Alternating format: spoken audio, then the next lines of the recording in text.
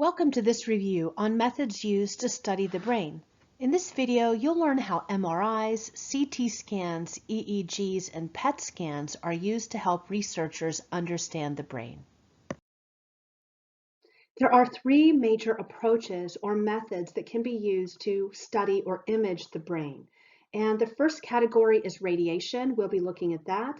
The next is magnetic fields, so the use of those through MRIs and fMRIs. And then we can also study the brain by looking at its electrical activity or through an EEG.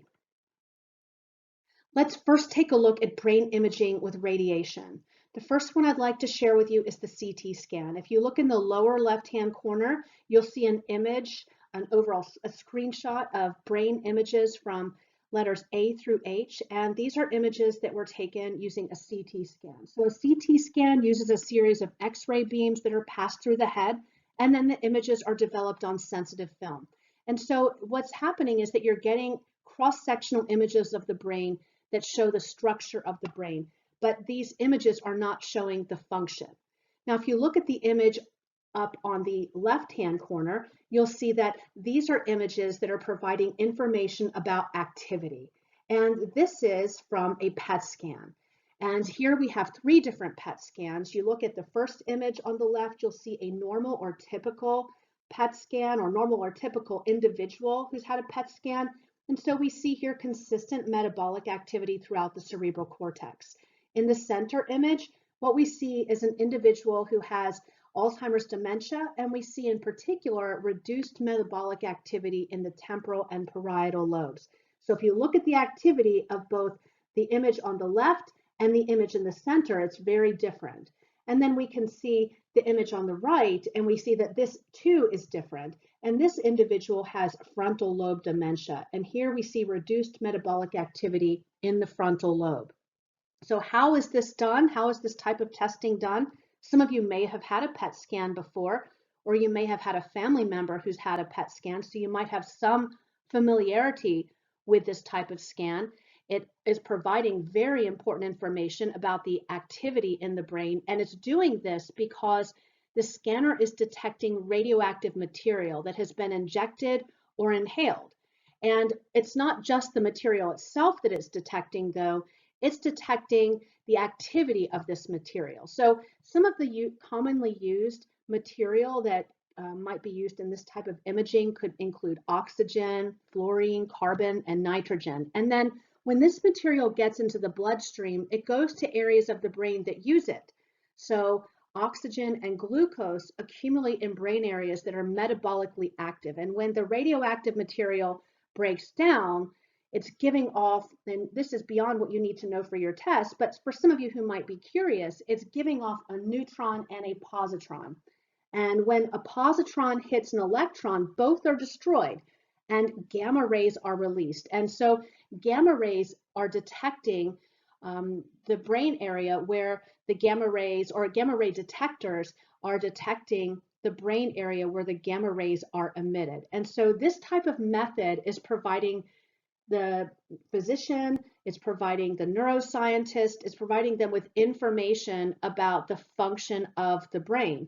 And we can look at different areas of the brain and see what parts of the brain are most active when we engage in certain thoughts or when we do certain things.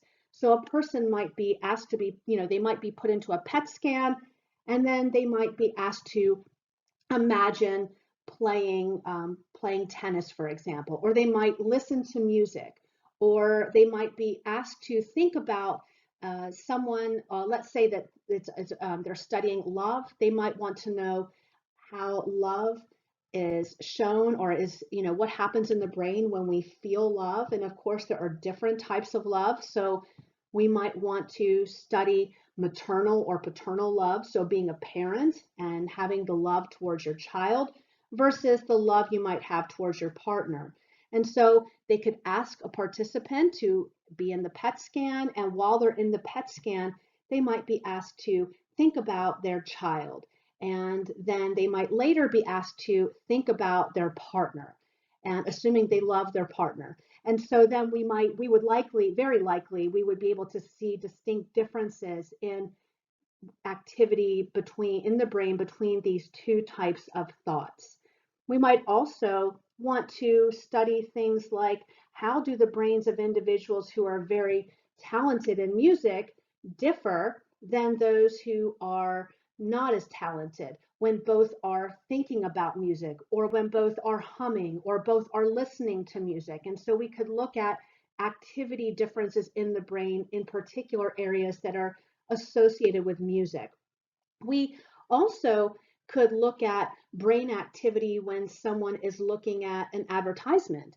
And actually, there are people who are in a field called neuromarketing. And in this particular field, researchers examine how the brain responds to different types of advertisements. And researchers have actually been able to predict, based on what they see happening in the brain, which advertisements are going to be most effective.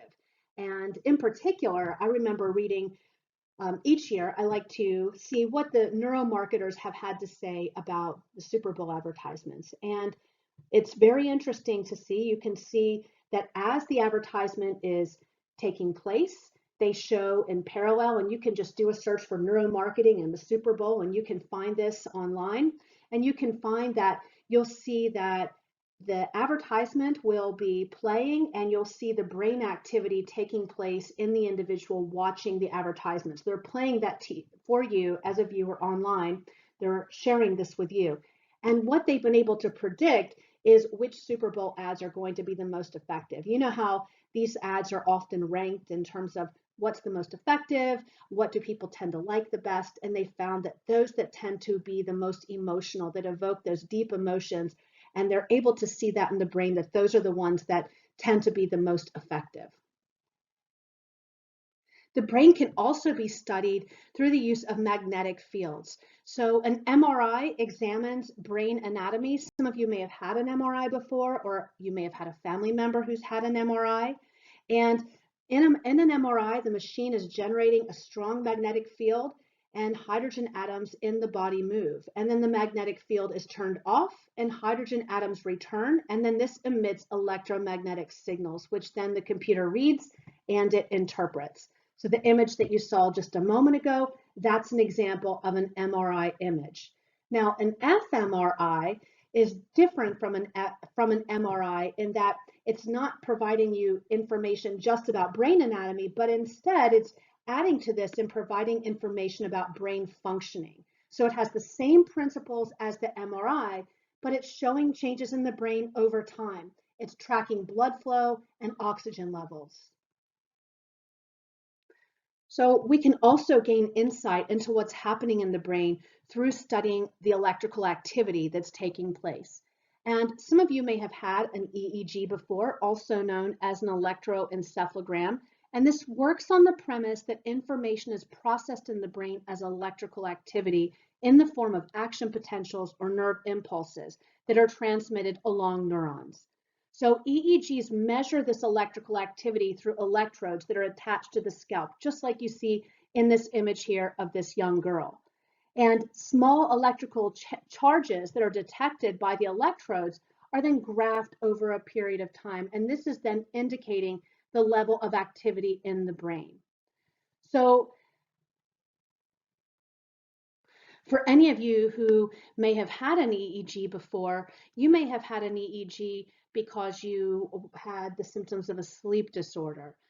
This information that's garnered from an EEG can provide a sleep specialist or sleep researcher with information about what stage of sleep you're in when activity is taking place. So let's say, for example, you're in a sleep study and they notice that typically people go through a series of stages, 1, 2, 3, and 4, and then back up and then into REM. We'll be looking at this in the next chapter. And they might note, for example, that during the time when you would be in a deep sleep, when your brain activity is going to be slowed down, that you have high blood pressure or that you have some other unusual activities taking place. And so an EEG would provide useful information to the sleep specialist about the stage of sleep that you're in so that they can then compare it to what else is happening in your body. They're also able then to know how much time you're spending in each stage of sleep. Are you spending a sufficient amount of time in each stage of sleep? What's happening during each stage?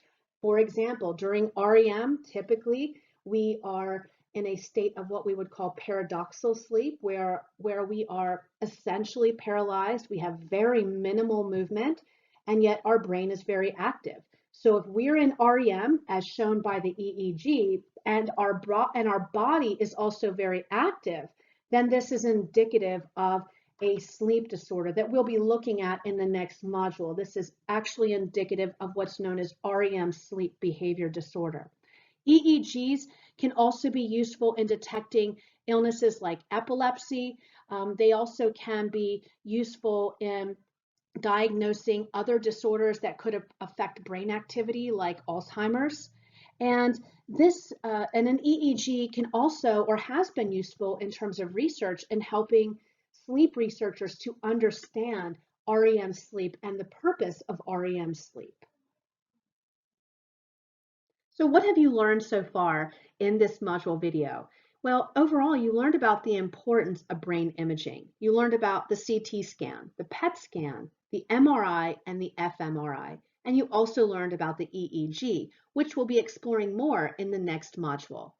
What will you be learning about next? Well, in our final video in this module, you'll be learning about the endocrine system. You'll learn about the overall function of this system, and you'll also be learning about hormones. So I look forward to seeing you in our next video.